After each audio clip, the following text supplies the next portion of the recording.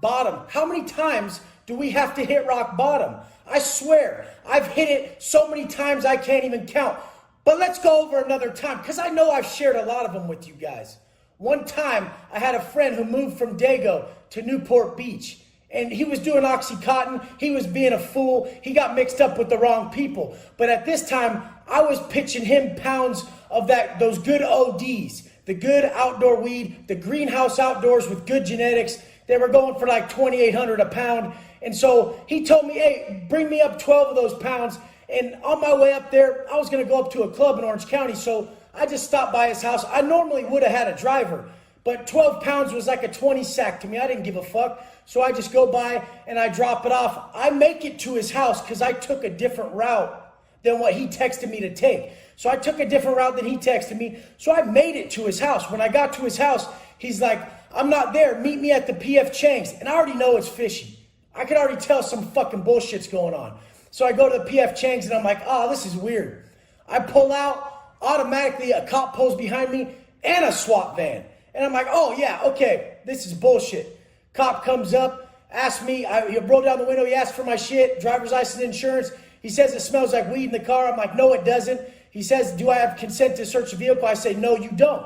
And then so he gets the police dog out, Rudy. Rudy was the police dog's name. And Rudy supposedly does a submissive notification of drugs in the vehicle. A submissive notification to Rudy was that he just laid down. So if they can get the dog to just lay down, then that's consent to search your vehicle. Crazy, whatever. I was fucking up anyways, doing lines of coke. My boys had shit on them. I had a blunt that I had been smoking, so he did smell shit, and there was 12 pounds in the back. Long story short, they search the car, they find the 12 pounds, they throw me in the SWAT van, take me to Newport Beach jail. But the real rock bottom was after I got booked for this case, everything, I got sentenced to a county lid, a year in county, which is nothing, but 12 pounds at that time got you a year. The real rock bottom was the night before I was turning myself in for this case. I stayed up all night watching that movie Apocalypto, doing massive lines and drinking hard liquor until I had to turn myself in. And then I went up there with my chick. We were in the white on white Range Rover. I pull up to the Orange County Courthouse in Santa Ana, and my lawyer's getting his shoes shined at one of those booths. And I pull up in the Rover, and he's like, oh shit, real inconspicuous, Watson. Hey, real smart. And I'm like, yeah, fuck you. Let's go do this shit. So we're about to turn ourselves in. I'm about to turn myself in. I get out of the car, and I'm smoking a blunt. I'm smoking a blunt as we're walking in, and I have a bag full of pills. I rip the end of the bag of pills. I take like 4 blue football Xanaxes, and I smoke the blunt, and I put it out in the ashtray out front of the place, and I go, let's go. And my lawyer's shaking his head. He's like, is this guy fucking serious right now? And then we go in the court, and I'm just, within like 20 minutes, I'm knocked out, handcuffed to the chair. And I'm like slobbering, knocked out. And they're like, look at this fucking guy. This dude is a mess. I was a mess. I went from being the biggest mess to where I am today. And the realest thing is wisdom. True wisdom comes from the individual who can see the miraculous in the common. I was at rock bottom. I was the worst. So I know you can be your best. I know you got it in you. I'm going to be hard on you because you're better than that. Connecting the dots takes fucking work, real work, cognition, thought, the ability not to get frustrated when completing a task. This is where everybody's failing. They give up too fucking easy. So I get super high, I turn myself in, I land in Orange County Jail, Main Jail, and there's little kids in my pod. Tiger from Fish Street, Santana, Santa Ana, Orange County hood, Mexican hood, a South Sider. And I'm like, how much time you get, big dog? And he's like, I got 35. He got 35. You guys think this is a game? You punch that dude, he hits his head, life sentence. Life sentence. Horrible existence. I got homeboys doing life, and they're so fucking proud of me. They're like, Wes, you did it. You got out and changed yourself. We all know it's bitch made to continually do the same shit and cry about the outcome, continually doing the same shit and expecting different results. Definition of insanity. One of the stupidest quotes that I don't even like that one, but it always pops up because isn't it so fucking true how stupid we are, how insane we are when we do that? So the fact is you guys, I don't care if you're at rock bottom. I've been below bottom. I've been below the jail, under the jail, inside the motherfucking shoe, feeling it from all angles, all the pain. The second, you can be at your worst spot in your life and say, you know what? I don't give a fuck. I'm so sick of this shit. And you can turn it around. That's when everything, all the magic happens, because it means more to you when you're actually at a massive deficit. When the adversity is real. When I get in a fight with my wife, when we argue, my heart is broken. My life is over. I love her to death. She is my entire existence. It's everything I ever craved. Before, when I was busted, it was the vision of my future family that kept me going. So you guys, if you don't have a family, when I always speak of making your son proud, making your wife proud, making your people proud, if you don't have no one, then the vision of your future family is enough. Because that's all I fucking had. And that was enough. And guess what? Everybody is so fucking saturated in their current reality and the pain of it, they forget that your imagination is real if you go through the actions to create it. I created this. I manifested it by not backing down. By listening to my conscience, living in a congruent manner to the steps my conscience supplied. My conscience said, Wes, you don't want to be a fat bitch with tits. Wes, you want real love, so love yourself first. Our capacity for love starts within self. The greater we can love self, the greater we can love others. We cannot give something that is which not first created within. We can only love at the capacity at which we know love within, we harbor love within. So the fact is, like I've said before, the fat dad who treats himself like shit, he does love his son. He loves his son at the same capacity for love at which he knows within, at which he loves himself. So the 18-pack he drinks, the tits he has, the lack of self-respect that he has and love for self he has, is the capacity of love at which he can pass on. So it's all he fucking knows. We only know how to operate at our known capacity. So grabbing these three tasks, your nutrition, your training, your self-reflection, your personal development. Personal development is everything. That's what we're doing here. We're developing that individual that will thrive in all situations by having these affirmations. These morning affirmations, these videos, everything I share, these morning affirmations, this wisdom, everything I share is what brought me from 18 cents an hour in the pen, working a kitchen job that was fucking bullshit, to being super fucking grateful with nothing in the pen, all the way to where I'm at today, owning my own corporation and living the life of my dreams, which I still corrupt. I still corrupt this life of my dreams and get ungrateful at times. But this is what brings me back and centers me again. The fact that I know every morning I have to have this process. I have to instill these fail-safes in my mind for all the issues I have. Character development, not breaking character whatsoever every day is my main goal. I'm getting better. Are we perfect? We're not perfect. This is something that will be a massive trouble for me my whole life, but I will never give up. And that is the precursor for success. The fact that we will never give up on what we desire in our heart. And what I desire is to no longer cause myself pain by coming out of character with individuals I do or don't know. It affects me the same way because I came out of character. When I come out of character, I fucked up me and I have to deal with me. That's the only time we give up time of our life. We fall into karmic debt so quick by attaching to a past event. We're no longer in the present. So how many times are you going to have to hit rock bottom? Are you going to watch these videos, agree with the wisdom I share, and then choose to hit rock bottom again and again? I know we have to learn the lesson, continually learn the lesson until we finally learn the lesson, but there's some shit, and there's these youngsters nowadays who don't even choose to go the route I speak of. They actually follow my process to a T, and they excel very quickly. A lot of them are in my program, and they amaze me that they can adopt. They can fully walk in alignment with the process that I supply, and they fucking gain the wisdom that I took 13 years to gain. They gain that in 90 days or 6 months. They fully just don't doubt. So what is the end result? We've come full circle. What is the end result? Zero self-doubt. Never fucking doubt yourself.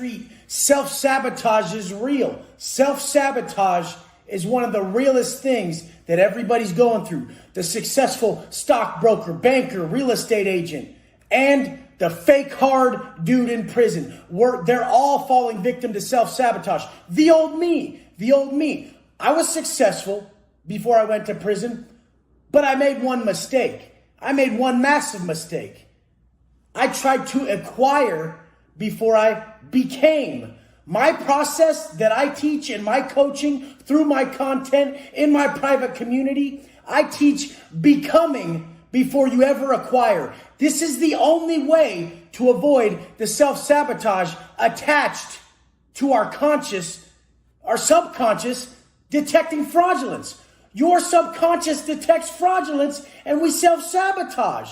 Your subconscious knows you're not congruent with who you appear to be. That's the definition of real or fake. Real is being and becoming. Fake is appearing to be. Only you know if you're truly living strong. Like I've said before, just because you lift weights doesn't mean you're strong. It means you're strong to bring up your weaknesses. So it's a constant battle. It's a constant path. It's constant progression. Progression is life. I've said this a million times. This is a path we must take. The path of exposing our own weaknesses and overcoming them. We're only proud of what we overcome. Just because you're successful doesn't mean you'll ever feel it if your energy isn't congruent, mind, body, and soul. If your mind, body, soul, and spirit aren't congruent, you will never feel your success. So this comes from becoming before you ever acquire. The lottery mentality is real. If people acquire before they become, they will ruin their whole life. I acquired at a young age. Lots of money, disposable income through selling the large amounts of weed, selling drugs. And it did me in. That's why I came out this time and I learned.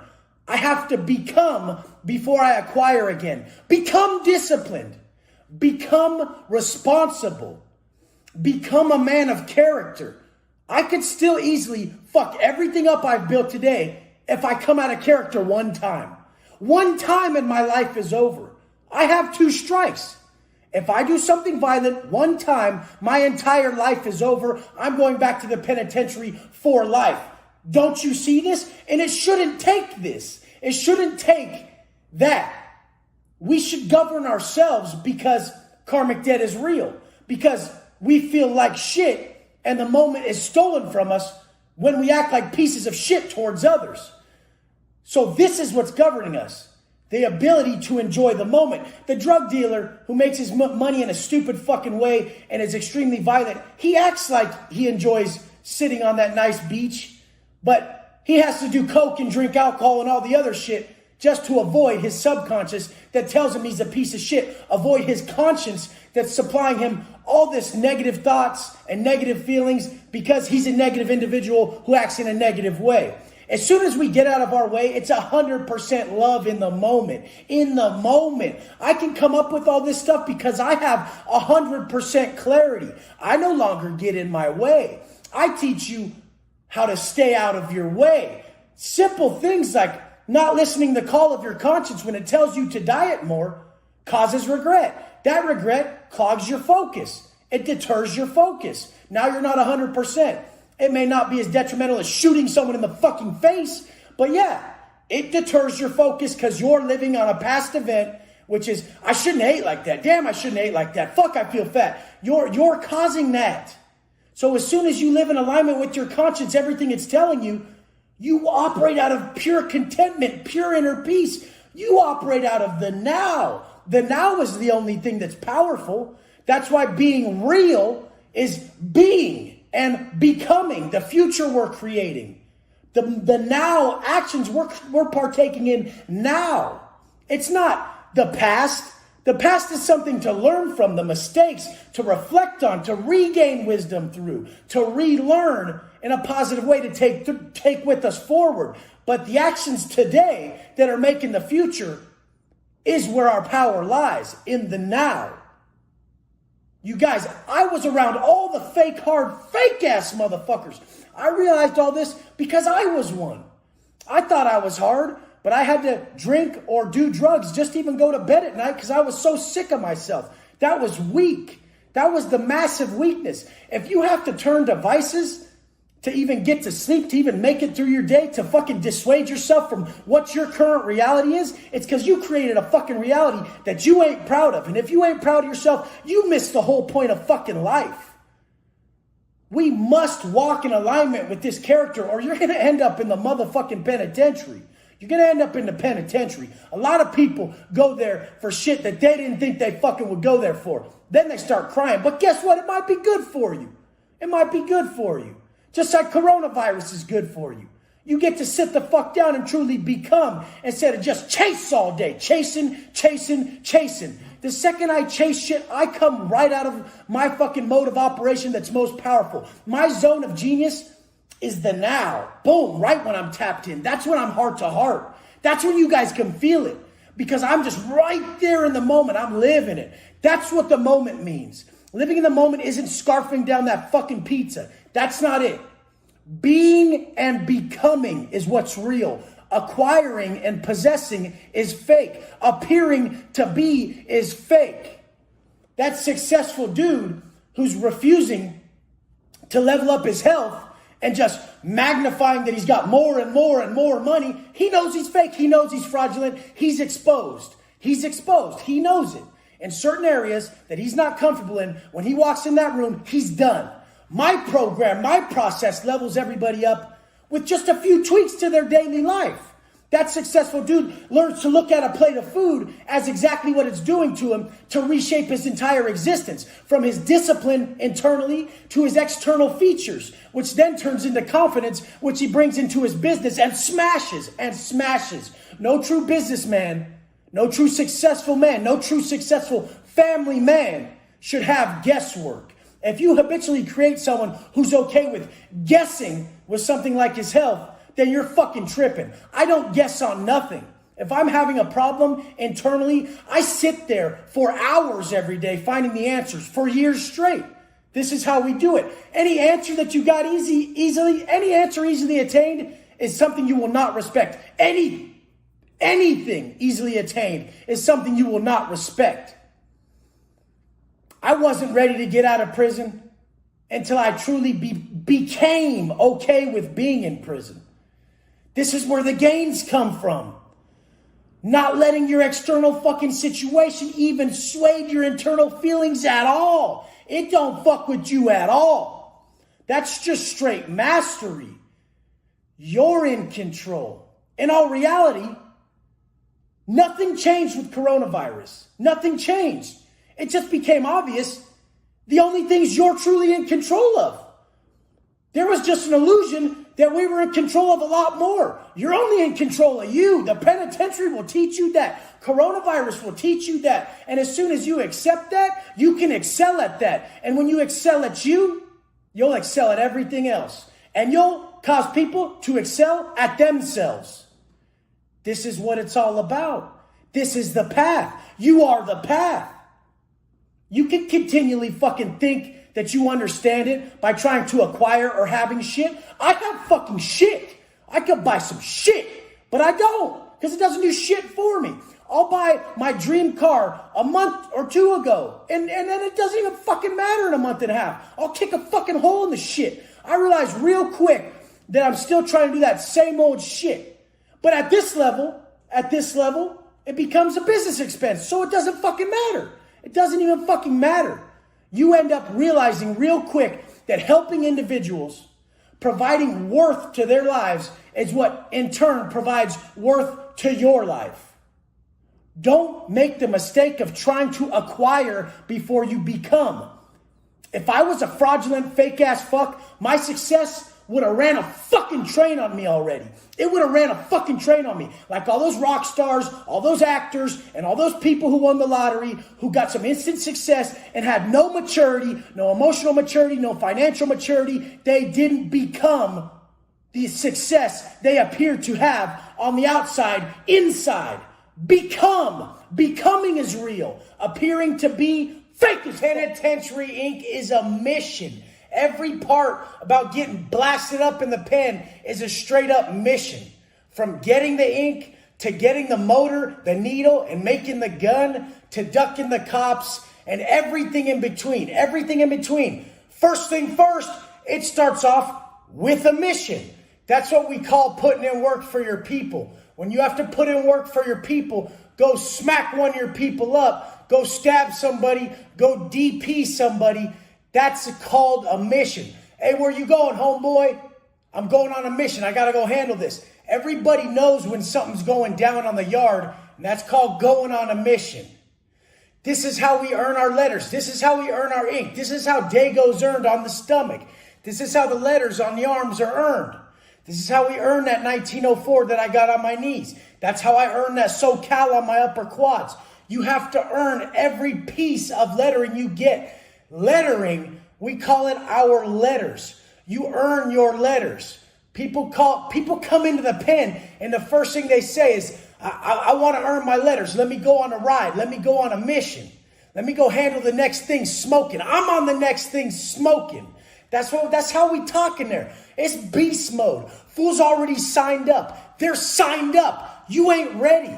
When I rolled in, I wasn't ready. These dudes were signed up from reception, from the gate. I was still hoping one day my lawyer was gonna call and the case was fucked up. We're gonna get the appeal, and you're going home, Wes. You're going home. All that shit is outside the gate. We don't even trip on anything outside the gate. You leave your feelings outside the gate. This is the only way you'll make it through, or else you'll terrorize yourself mentally. So in the pen, making the ink is one of the craziest fucking things. We've had to burn racket balls, rubber racket balls. We'll get a candle. We'll get a thing of pomade, like hair grease pomade. Put a wick in it, light the wick. Soak the wick in either baby oil or the pomade. Just make it super fucking saturated with that shit. And we'll make a candle out of it. Now with that candle, we'll put a brown paper bag over it. We'll save up a few sack lunches, put 2 or 3 brown paper bags over it, and then we'll burn plastic, we'll burn baby oil, we'll burn whatever we can burn to collect that soot. We collect that soot in the brown bag, and then we use that soot to make the ink. All my tats were made from soot in the penitentiary. I had a few before I went in. A couple on my arms and a couple in random places in my back. Everything else was soot from the penitentiary. And people were like, oh, Wes, is that going to get you cancer or something? At that time, I was smoking speed on an empty stomach, drinking Pruno. I didn't give a fuck if it was going to give me cancer. I didn't think I was going to make it to next week. That's how you learn to live in the moment, when you don't even think you're going to make it past the end of the day. So you're putting your heart into every set of push-ups because it's about to crack off. It's a different lifestyle. So from burning the ink to actually making the machine, you can't just buy a tattoo machine. You're going to hit your homeboy up. Either he's got a gun already, or he's like, fuck it, you got to buy a fucking a hair trimmer motor, or you got to go buy a CD player for $50. It's going to take 3 weeks to get there, if not more. And then we'll take apart the CD player or the hair trimmer. We'll use that motor. You got to buy an adapter. You got to either get a guitar string off the line or order it from someone. Usually people have guitar strings on the cuff, and they're about $2 for a clip needle. They'll sell you one for $2. So by the time you do all this, or you buy some calligraphy ink, that calligraphy ink was like $50 an ounce. I remember one time I bought 32 ounces of calligraphy ink. 32 ounces. And I saved it all in opaque soy sauce bottles before I transpacked from Oklahoma back to Delano. And I sold every one of those ounces for $50. Put some fucking nice change, some nice shit on the shelf. Stuffed that locker and some other people's. But this is the thing. It's not even just that. You're going to get the write-up for getting fresh ink. You're going to get the write-up for getting fresh ink. So you're going to get 30 days for the ink, the fresh ink you got. And you have to go catch a beef, which is 90 days or more, just to even get the ink. So people realize when they come in what it takes to really get fully blasted in the penitentiary. And I don't give a fuck who you are. If you love your family, if you love life, you're sitting there every moment like, fuck, I got to get out of here. This is some bullshit. The fools who get fully slung back are the fools who fully acclimated to the penitentiary. They didn't even remember the streets at a certain point. The streets caused them more pain than prison did at a point. There was a point in my life where talking to people on the street caused me more pain than just being in prison and living that prison life and fucking being off the hook all day. This is what it is. You can tell someone who fully adjusted to the penitentiary, they're institutionalized. One of the best artists in the pen that I came across, you check him out on Instagram, Nick's Tattoos, Nick's _ tattoos. It's the homie Big Snaps, Southside homie. He used to kill it with that single needle, blasting everybody up. He was the only one in that block that would blast everybody up and not fuck fools over. In the pen, that's another thing. You get fucked over when you get tattoos. The shit ain't clean. Fools get staph. Fools get big ass fucking infections. Fools get straight fucking crazy ass ingrown shit. It's crazy. A fool will get blasted up and you're like, damn homie, that shit don't look good. You should get that checked out. Now he has to go get it checked out, go to medical. He gets a write-up. He gets an extra 30 days and loses some privileges. This is the thing. It's a lose-lose situation. So it's only for those who were fully signed up. The dudes who come out the pen, fully blasted, are the ones that were in there and who were fully active, fully signed up. The people who aren't are the ones that were just barely skating along the whole time. And I don't give a fuck how you did your fucking time. I'm just on here telling you how I did my time and telling you how it's possible for you to get out of your fucking stupid ass situation of your creation. So the homie Big Snaps would blast everyone back. At that same time, another homie in the block was blasting people up and straight got everybody's staph infection. Massive staph infection. Where fools have to be quarantined for weeks in the medical pod. They have to go to the infirmary and get quarantined because they got staph and nobody could get that fucking shit. So the point is when you get a piece of property from CDC, they engrave your CDC number on that TV, on that CD player, or on that radio or whatever you bought. Your name's engraved on it so that you can't cluck it for dope. People cluck their shit for dope. So the CDC engraves their name on it. Now what motherfuckers do is they get their tattoo gun, they sand off the name, they put wax over it, and then they re-engrave a different name, different CDC number back on that product because fools are always clucking their TVs, clucking their radios, clucking their shit. So at this time, another cat in the block with me and Big Snaps, he actually fucking engraved the TVs in his downtime without cleaning the barrel of the tattoo machine and then went and tatted back on motherfuckers with that shit, fucking them up, giving everybody staph infection. Everything is straight up earned in that motherfucker. You can't just do anything easily. Just to get your tattoos, it's a fucking mission. You go on a mission, it's a mission to get all the stuff to pull it off. And that's why when you see a motherfucker fully blasted, you know he did a stretch. He didn't do that in a few fucking weeks. It takes forever. It's a fucking single needle, one guitar string. You're just barely ticking along. It's fucking barely moving. It's not like these guns out here with multiple needles just hammering ink into you. You can't even feel those ones opposed to the ones in the penitentiary where you're fucking having to rub a dry ass fucking normal sock on that shit with barely any water because nobody's getting up to rinse that shit out. It just ends up being a straight up mission. Don't go to the penitentiary and think you're just going to come out all blasted and be looking some type of way because motherfuckers look that way and did their time like that. Fuck that shit. This ain't the fucking life for you. It's fucking bullshit. Straight up. Most of those fools just get all blasted and cover up their tracks and shit. That's the reality of it. That's the fucking reality. You need to fucking just buckle down in your life. Create the man out here that you can make your family proud with. That place, once you commit to that place, once you commit mentally to that place, it's hard to come back. I'm going to be honest with you guys. I have a lot of trouble sometimes shaking that. And I have to tell my wife, dude, I just got out like 2.5 years ago. I'm doing good most of the time. And I fucking fall into these fucking states of massive fucking anger and just straight rage. You can see it in my eyes when I start losing it. You're like, fuck, you've been somewhere. You just went somewhere right fucking now. And I know people who have that anger, they go to that dark ass place where nothing exists and you're just fucking focused on evil fucking shit. This is something you must fight. It means more now. Now being nicer to people is my main fucking goal for the day. Not breaking character every day of my life is my main goal, because that's the only thing that causes me pain in this life, is when I break character and I fail. So my just goal for you guys is to fucking stick to being the best person you can be. It's its own reward. You don't need results like you think you need, other than to never fucking break character. Refer to a shot caller as the person who has the yard, the block, they got the keys. This is the person who's got the spot, they got the building. This is the person calling the shots for that race. Every race has someone calling their shots, making sure that their people are in line. A shot caller is going to have great foresight. He's going to be able to see issues before they arise. Shot caller's not always a bad person or some dipshit motherfucker.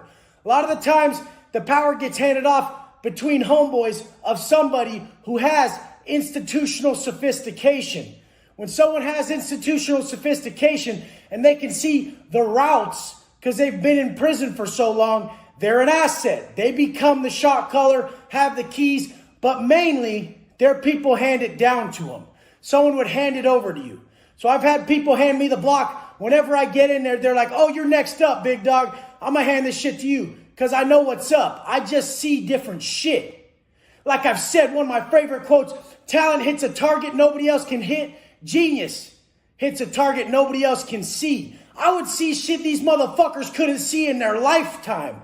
I mean, fools killing themselves to bring in dope through these visits. Killing themselves, literally killing themselves and getting their people cracked to bring this dope in. Putting it in an M&M bag and colored wrappers, colored balloons in a visit, and then they're swallowing this shit.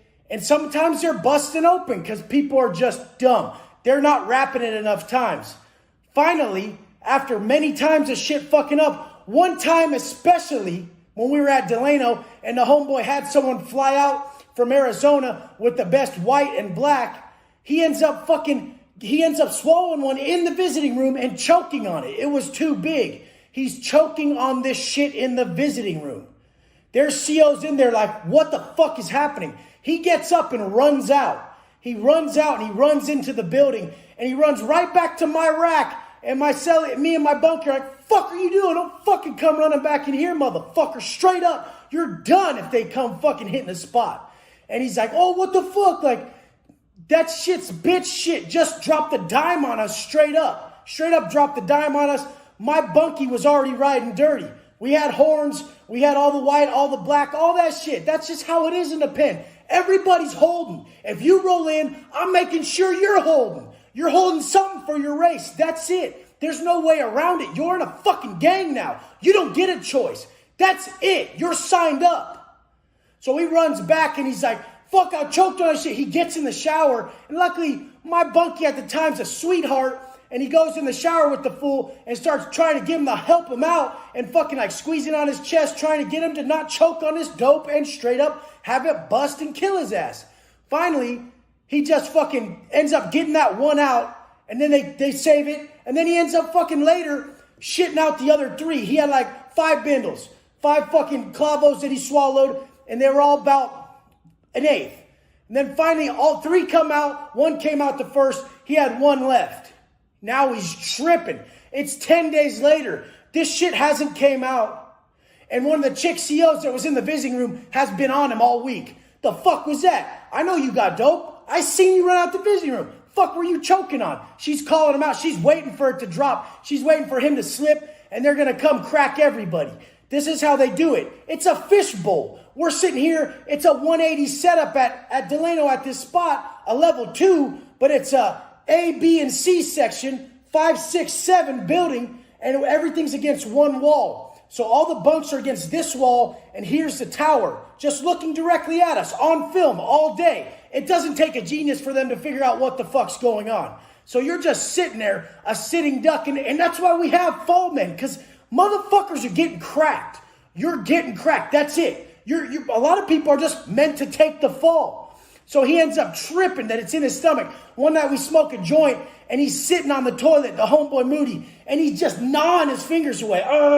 And I look over and I tap my bunkie. I'm like, hey, Tony, look at that motherfucker. Look at Moody. And he's just gnawing his fingertips away. When I fucks up with this dude, he's tripping because he thinks that shit busted open. He's starting to feel weird after he smoked the weed. He thinks he's about to die. Plenty of people lose their minds swallowing clavos of white in there and die swallowing clavos of black, swallowing a bindle at a visit. The balloons filled with dope that they swallow to get in, and then they fucking bust open. Motherfucker straight dies in front of you, straight dead.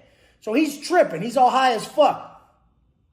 After this whole fucking bullshit, all the powers that be, all the motherfuckers who have each block and the dude who have the yard sit down, and some genius, I'm not going to name names, says, wait, who's the fucking porter in the visit?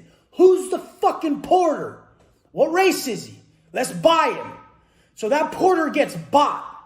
That porter gets bought. He knows that there's going to be in a Hot Pockets wrapper some dope. It's getting thrown in the fucking trash. Fuck swallowing it. Why risk it? Throw it in the fucking trash. Cops aren't looking. He's going to swoop it out the trash later and then just hoop it in his free time. He's just going to keister that shit in his free time. This is way better. This is the vision that motherfuckers come in with instead of just running with that dumbass route of, I'm going to swallow these M&Ms in front of the fucking cops right now and risk dying and risk getting my people busted. This other way, your people aren't getting busted. They're just thrown in the trash. But the thing is these guys are fucking smart too. There's a lot of smart people in prison, a lot of smart criminals. Until they change their views will never change. Change your view from that negative shit that you think's gonna pan out in your life and turn it into something positive.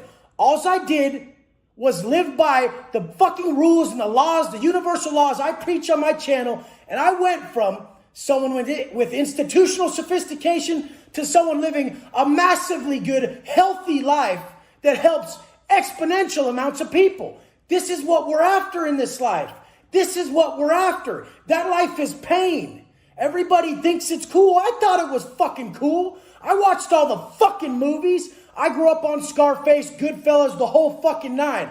I thought that shit was dope. That's how I turned out like this. That's how I got all jacked and I looked like this. It's because I lived like a motherfucker the whole time. I don't do that half-ass shit in life. So when I was a criminal, I wasn't half-ass. These motherfuckers claiming they were someone in the pen and they get out and they're shitting and farting on their grandma's fucking couch forever. I mean, when you get out, a stepping stone is needed, but how fucking long are you going to be there? And that's where the vices come into play. That's where the incorrect vision comes into play. All you motherfuckers out there, if you get out your way, you're going to be propelling yourself forward so fucking quick. When you get out your way, when you listen to a message like the one I preach or plenty of others, like I've said, I ain't a good fucking speaker. I ain't some preacher. I ain't some great mind. I'm a good listener. I listen to my conscience. I listen to my heart. I listen to myself. I listen to the universe telling me and guiding me, and then I make the correct decisions in the moment that aren't going to fucking land me back where the fuck I don't want to be. You guys don't know what that penitentiary life is like. Motherfuckers are getting blasted over a 50 paper.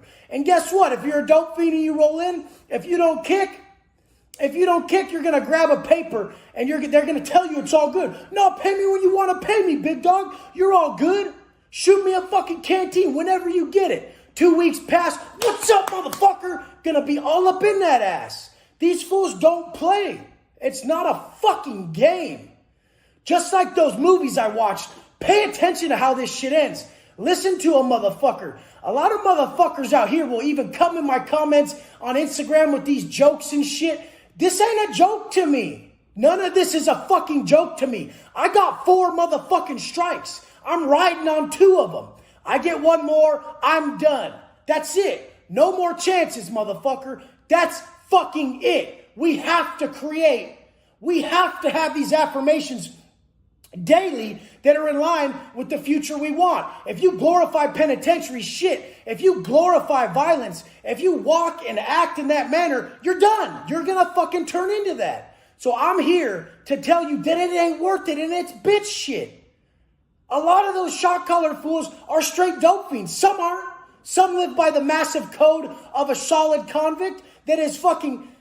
real convicts in Cali, the white motherfuckers that I deal with that are in my group in Cali, and I ain't fucking racist, I said it a million times, drop that shit if you're still thinking that shit. But the motherfuckers I deal with, there's no crimes on civilians. There's no civilian crime. There's no crimes against children or women. It's just crimes against other criminals. It's dope dealing, it's violence about dope dealing, and it's fucking true crime. That's it.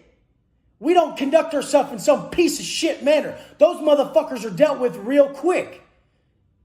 You have to have good conduct out here to even exist in there as a solid convict. Is it something I glorify?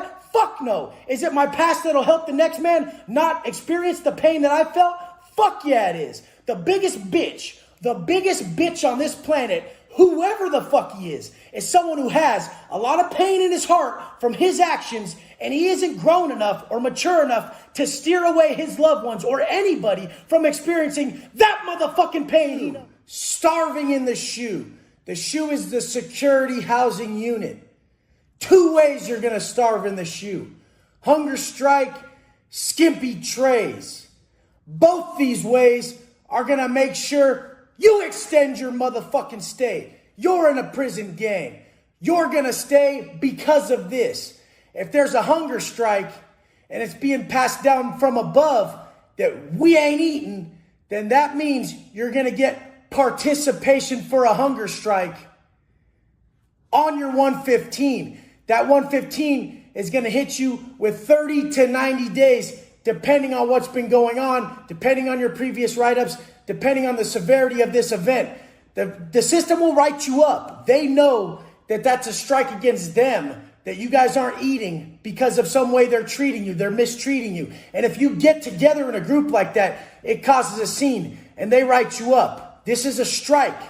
You're part of a security threat group. STG. You get enough of these points that you operate in a security threat group, a prison gang. They can validate you. When you're validated, you'll never leave the shoe. You'll never leave isolation, never leave the shoe because of your gang affiliation. The people that run the prisons are in the back. The back is the shoe. This is the men who run the prison. They're the height of the criminal activity in that penitentiary. They govern the main line. So the other way that you're going to be starving in the shoe is obviously you're doing gangs of burpees while you're in the cage.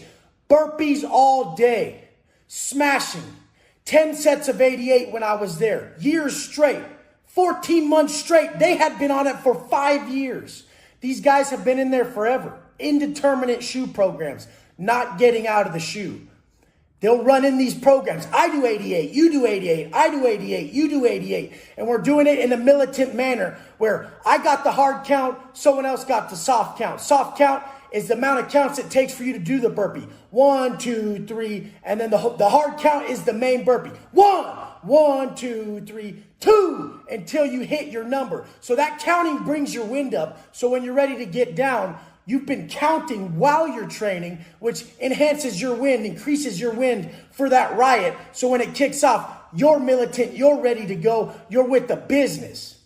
So skimpy trays are a massive thing. The people on the line that work in the kitchen, they try to put as little on the tray as possible so that they can hold all that meat and all that leftover shit for themselves and take it home in their bread bag and they could eat at home.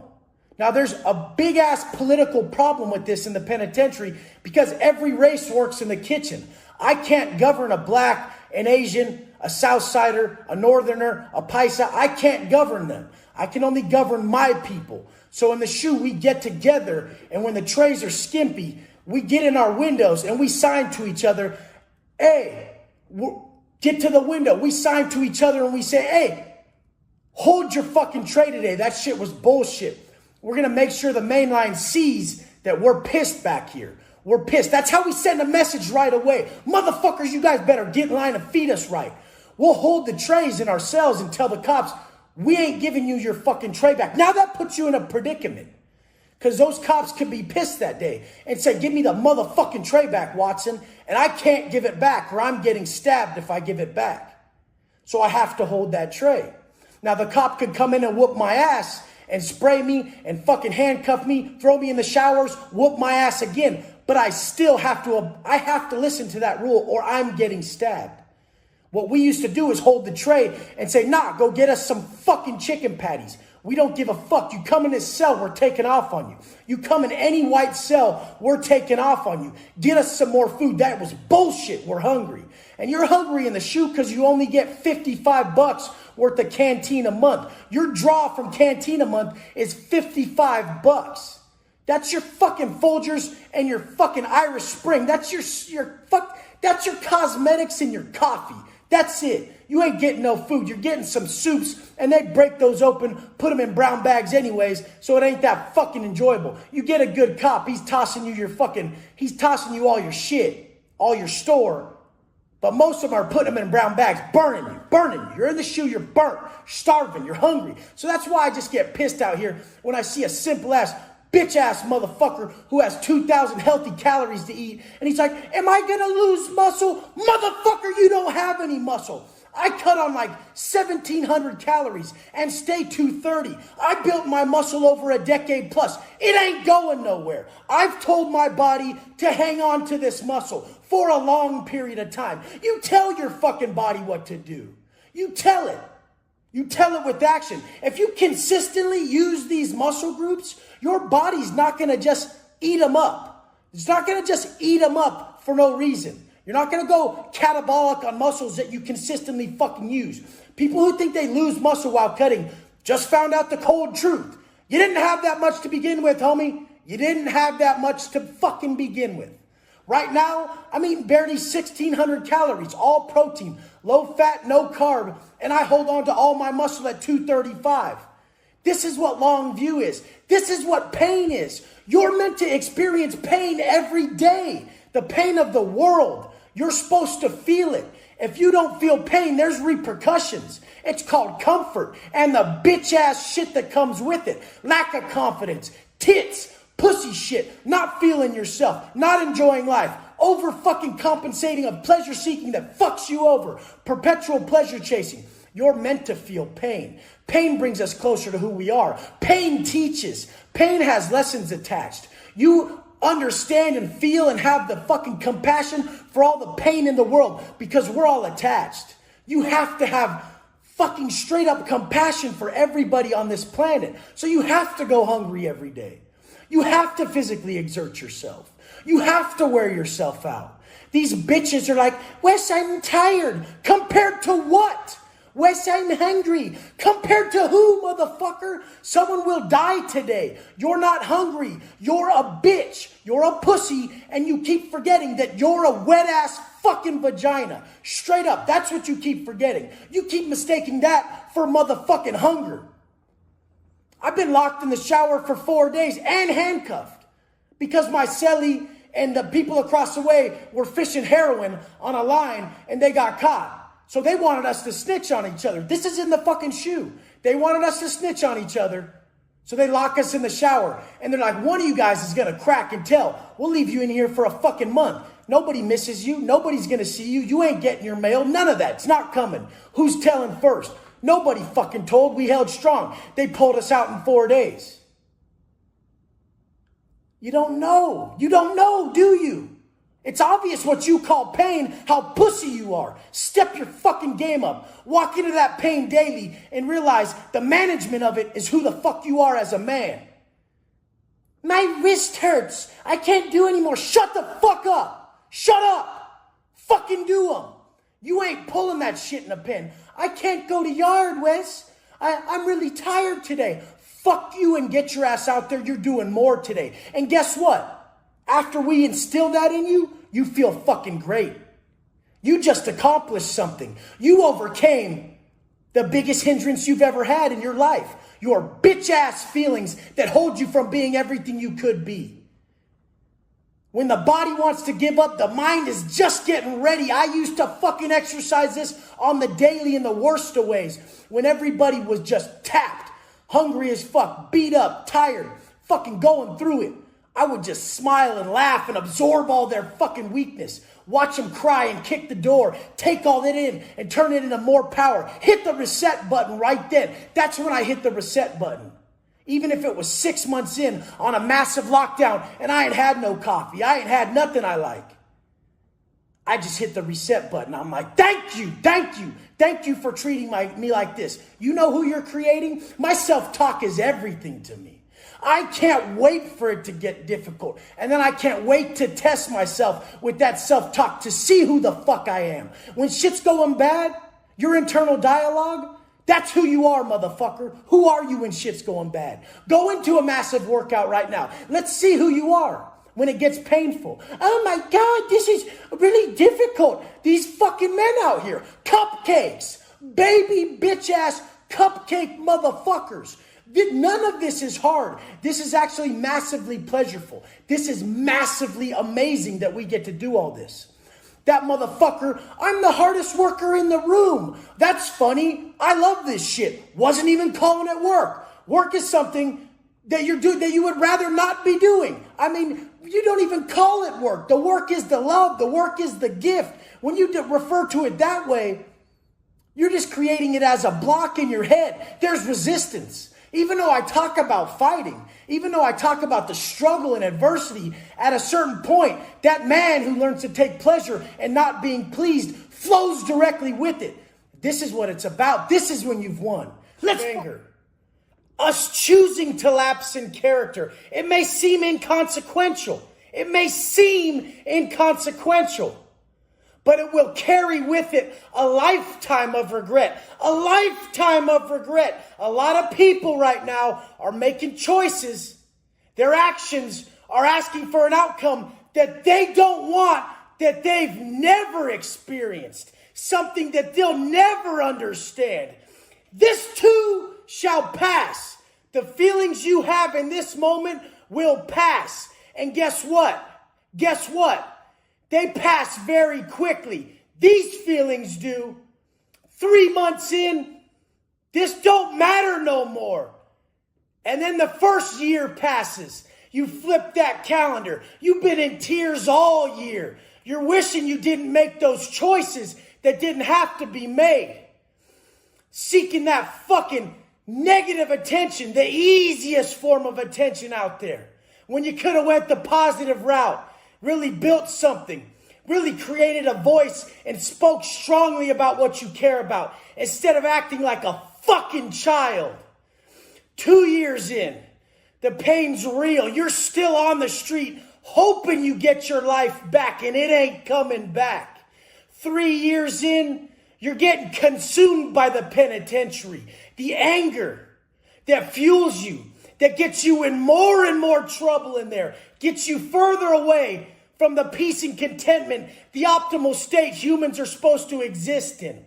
I would rather die to fucking day with a heart full of love than live one moment consumed by anger and hate. I lived consumed by anger and hate for so long. It's the most unbearable existence. But guess what, motherfucker? It's a choice. This is your choice. Never make the mistake of making decisions on these temporary feelings that are going to carry with it a lifetime of regret. Lifetime. You're going to be screwed. 5 years in, you don't remember the pain you know today. And then you still got 5 left. Then you still got 5 left to think about it. Painful years. Tears streaming down your face every day. Holding them back, choking back tears, having to work out all day long just to not lose it, not to lose your mind, not to just become a wreck emotionally. No comfort. You think you know discomfort now because these feelings are attacking you deep in your soul? These are justified. Your feelings are justified. Breaking your character over your temporary feelings in this situation is not justified. It is not. We do not break character over situations that we can fix over long term. You're looking for a quick solution. Looting and violence against police officers that want to go home to their fucking families. You're not going to let that man go home to his family. Why are you not going to let that man go home to his family? Karma is going to be dished out. The universe has this. The universe has got you. The parties involved are fucked. They're fucked. The universe got some. Karma will be paid. Karmic debt will be paid. Do not put yourself in the position to gain up so much karmic debt that you ruin your life. And never, throughout this situation, never spend your time trying to convince people who are committed to misunderstanding you. If you're committed to misunderstanding me, get the fuck up out of here, because I operate from love. Even though you see something different, I've changed for the better. I was the worst man. I know what you guys are feeling. I was consumed by hate, anger, and rage 24/7, way worse than you, and I acted upon it much worse. Much worse. It consumed me and ruined my life. Every moment was so painful. And when I woke up, I was in the penitentiary with 10 years to do and no turning back. Do not get yourself in this position. You have the choice now.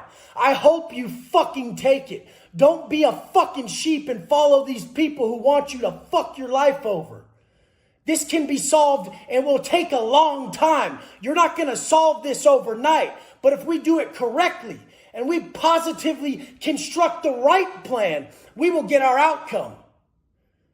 You want a quick outcome on this? It's not happening, motherfucker. You're going to dig yourself in a deeper ditch with this quick fucking decisions that are based on just feelings and no logic.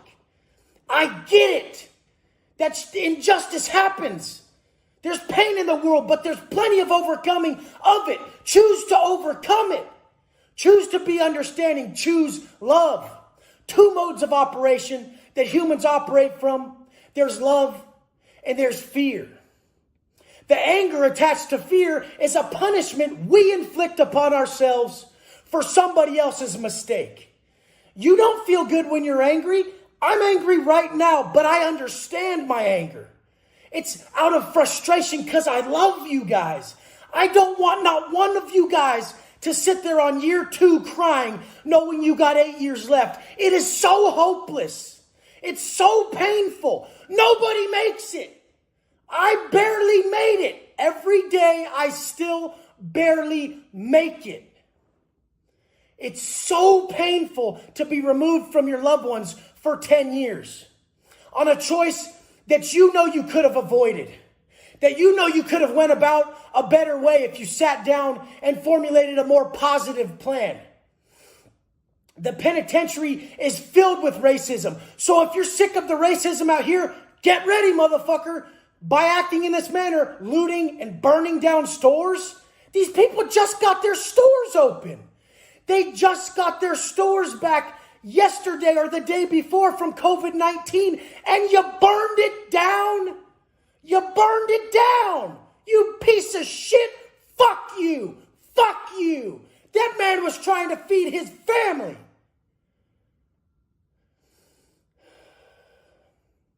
One day, the karmic debt you pay for your actions is going to be so drastic, it's either going to make or break you. I'm glad that mine made me. Like I said, I would rather die today with a heart full of love than live even one more moment consumed by my anger and rage. When I step into my moments of anger and rage, my life is over. At that moment, I have just broken character and my life has been taken from me. I have willingly gave up my life at that moment through my anger and my choices. You have a choice. Choose today to be the change you wish to see. 2 fucking negative acts trying to get a fucking positive. What the fuck? I need you guys to know this. I fucking pray that you guys don't experience the pain that I felt over that time. It never leaves me. Bitch ass motherfuckers get on here and say, Wes, move forward. Fuck that. Surely it's greater to remember than to forgive and forget. To forgive and remember. Forgive yourself. Forgive the pain inflicted upon you by the cops, by the system, by the fucking just in general being in prison. And remember, so that you can pass on that forgiveness to others. So that you can give that love. Every day I wake up and on my Instagram and on here, I give these affirmations of hope and positivity because I'm negative. I'm real negative, and I have to overcome that battle. It's a battle I'll face the rest of my life. But like Jordan Peterson said, a great man is a man that's capable of extreme violence, but willingly forgoes that. Please, you guys, willingly forgo that. It is the epitome of foolishness, and you will not like the karmic debt attached to it when year one passes.